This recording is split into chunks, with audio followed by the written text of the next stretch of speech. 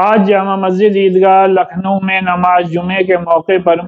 خصوصی دعاؤں کا اہتمام کیا گیا۔ جس طریقے سے رشیا نے یوکرین پر حملہ کیا ہے تو اللہ تعالیٰ سے اس موقع پر دعا کی گئی کہ یوکرین میں ہر طریقے سے امن امان قائم ہو،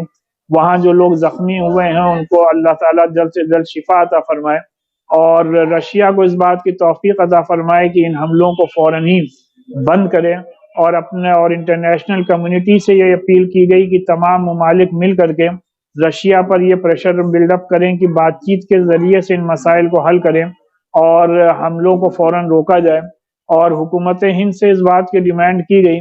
کہ جتنے بھی انڈین اسٹوڈنٹس یا اور انڈین جو یوکرین میں پھنسے ہوئے ہیں ان کو پوری سیفٹی کے ساتھ اپنے ملک میں لانے کو یقینی بنایا جائے۔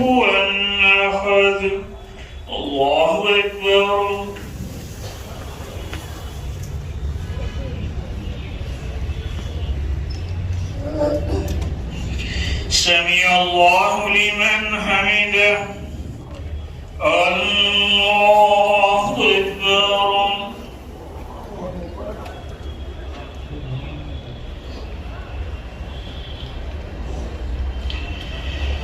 اللہ اکبر، اللہ اکبر۔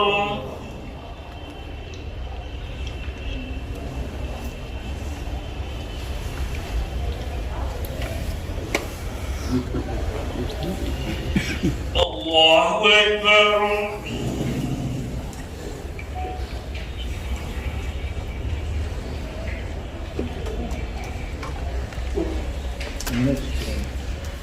ابراہیم انک حمید مجید۔ ربنا آتنا في الدنيا حسنة وفي الآخرة حسنة وقنا عذاب النار۔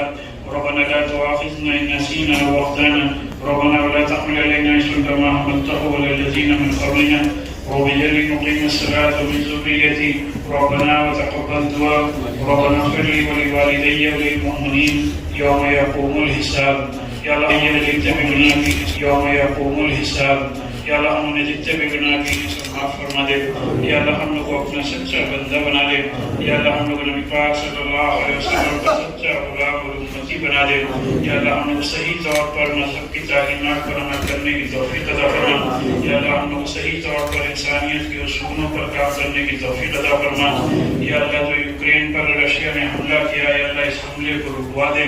یا اللہ یہ یوکرین میں جو لوگ زخمی ہوئے ہیں ان کو جلد سے جلد شفا عطا فرما، یا اللہ وہاں بچوں کی، عورتوں کی، تمام انسانوں کی جان مال عزت آخر ایمان کی حفاظت فرما، یا اللہ یوکرین میں جو اپنے ملک کے لوگ پھنسے ہوئے ہیں ان کو اپنے ملک کی حکومت کو ساتھ خیریت کے اپنے ملک میں لانے کی توفیق عطا فرما،